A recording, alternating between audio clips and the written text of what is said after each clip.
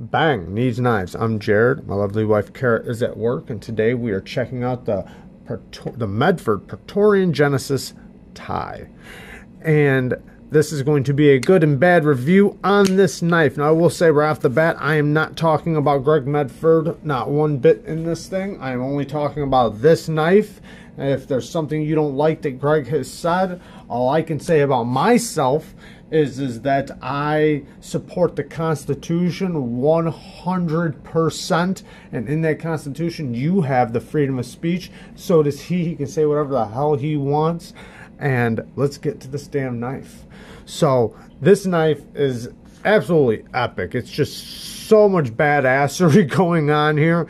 It's hard to take it all in, I'll say that much. And I have to say thank you to Dirk Weirding for allowing me to check out this knife and a bunch of other knives. The guy's a great guy, and I'm linking him below. So please go down in the description, hit the link, go to his channel, and subscribe to his channel. You won't be sorry. Also, let's get into this knife. So, first up, let's do some quick size comparisons. So first up, this knife is about 7.5 inches long with a 3 1/4 inch blade. Here it is up against the Benchmade Griptilian. Not much longer than the Medford. And then, you know, here's a Benchmade 940-1. Pretty close. And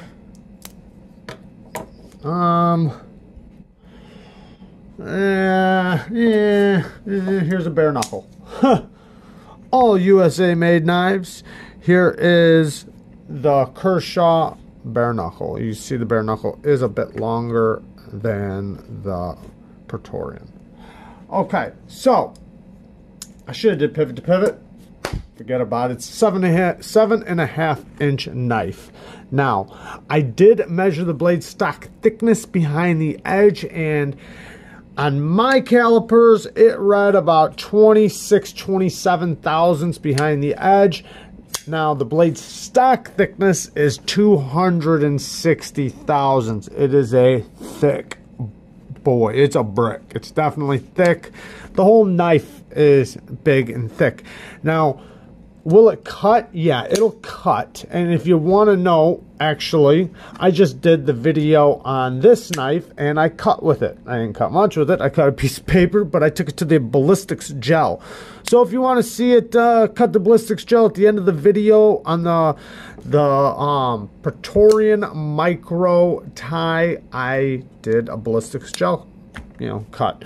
Now, it's not going to be a knife that cuts, you know, certain things, but don't be surprised because, you know, from what I heard from before was that Hinders didn't shave grapes, and then I shaved a blueberry with it, and guess what?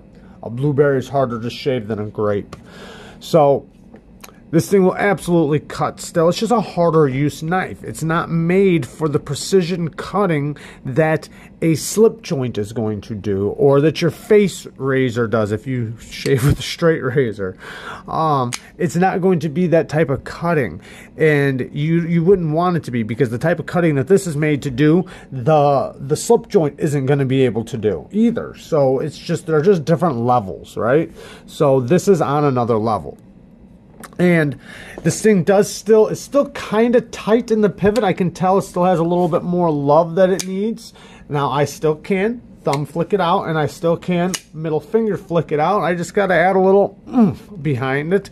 And soon, I can tell, very soon, with some more opening and closing, it's going to be nice and smooth.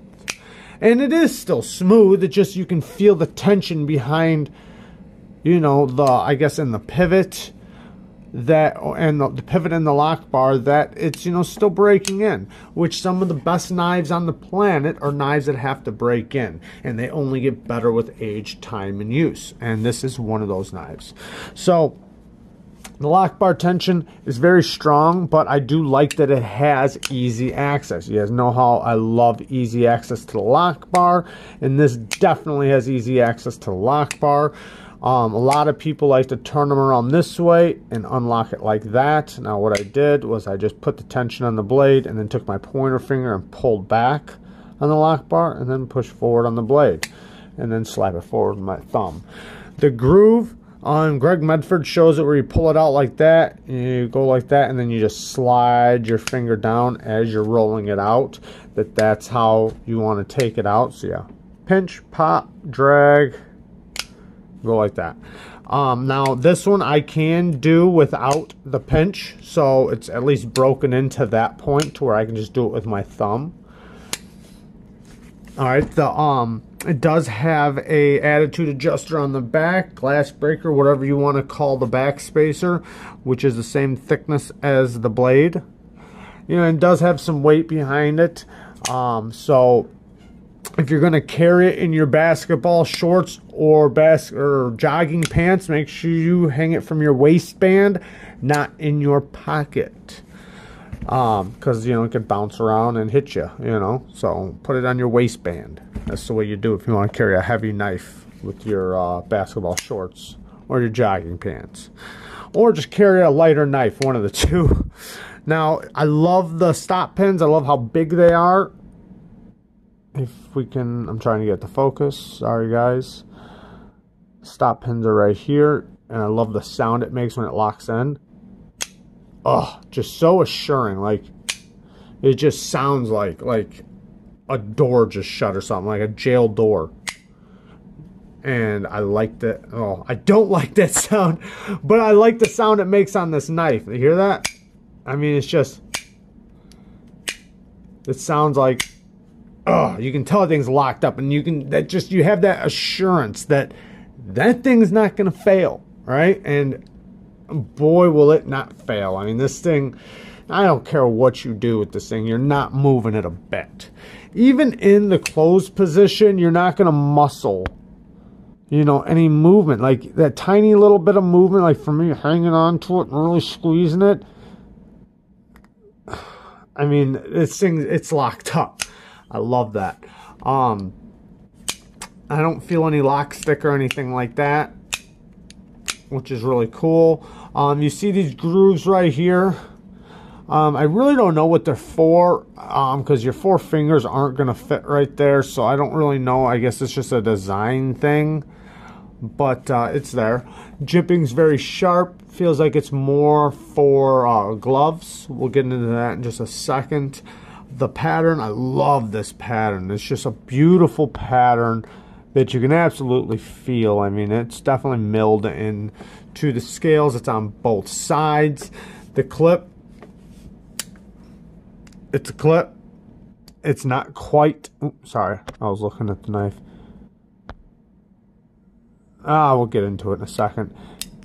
It's a clip. You can see the Allens, nice big thick, deep Allens all the way around. Very, very cool, nice and big.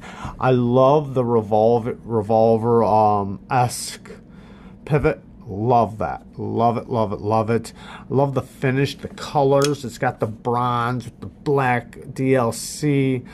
I'm guessing this is a black DLC on the titanium clip. It's all titanium and S35VN. There is no lock bar insert, so it is just a titanium frame lock, which they carbonized their titanium faces, so basically it just makes it to where it locks up stronger than it would otherwise without getting lock slip that you might get if it wasn't carbonized. Okay, so bad things. Okay, this thing's pretty sharp right here, so if you squeeze it like this and you really squeeze down and you're not wearing gloves, it's very sharp. I mean, it's pretty damn ridiculously sharp. I'm surprised that he likes it like that. Greg Medford, I'm surprised he doesn't just knock down these little edges, because I mean, it's pretty damn sharp. Like, I wouldn't want to drag my finger down it really hard. Now, in holding it like this, it's not horrible, but it's still very sharp. It's just so big, you know, big and sharp. It's already so thick as it is. Also, the clip doesn't touch the scale. So I don't really like that. I would have rather seen a clip like this.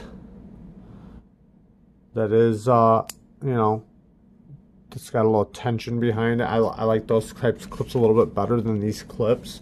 So I'm not a huge fan of this clip. Now, I will say, though, that this clip might hold, you know, like if it was a little bit tighter right there, would probably hold better than the other clip because it's got, you got more touching, and you know, it's thicker and wider, you know, and maybe it positions better in the pocket. Now, I didn't carry this thing, I didn't take it anywhere or cut anything with it, so you know, I'm basically doing an overview of just how it feels in my hand and feeling it. Man, I love that sound. One more time. Oh, I love it. Another thing that I like, or dislike, I'm sorry, some more that I dislike. The ergos are good. Like I like this. You know, it feels pretty good. But the clip and right, where is it? So like when I squeeze it right here, my finger, it's a little, it's not that it's sharp, it's, I just feel it. I can feel it right there. So that's just another spot when I'm really squeezing it. I feel it here, here, and then I feel these. So, you know, it's not, it's made for gloves, you know, but I like to feel it with my raw hands, not with gloves, and then tell you what I think. So, but other than that, I like everything about it. I love the way it looks. I love the beast of a knife it is. Oh, one other thing that I dislike is that if you're not, like, I just know better because I've done it before, but if you're like this, when you roll this thing over, your skin will get caught in between there. And when this thing locks up, you've already heard it lock up. Remember, that thing's gonna lock your skin in there and it hurts. It pinches skin right off. So you do not want your skin to be right there when this thing goes. You don't want that. So you got to be careful with that. It's just something that with external stop pins that aren't caged inside the frame but are on the outside of the frame, it's just something you have to worry about. Also, this is, you know, not, it's kind of exposed, so like if it drops on concrete, it could possibly chip and damage the face of or the lock face. Now, or actually it's the tang of the blade, I'm sorry, not the lock face, the tang of the blade could damage, and in that case, you know, I mean, I don't know what Greg Medford would do, but there you guys go. That's the good and the bad. I love you guys. Peace.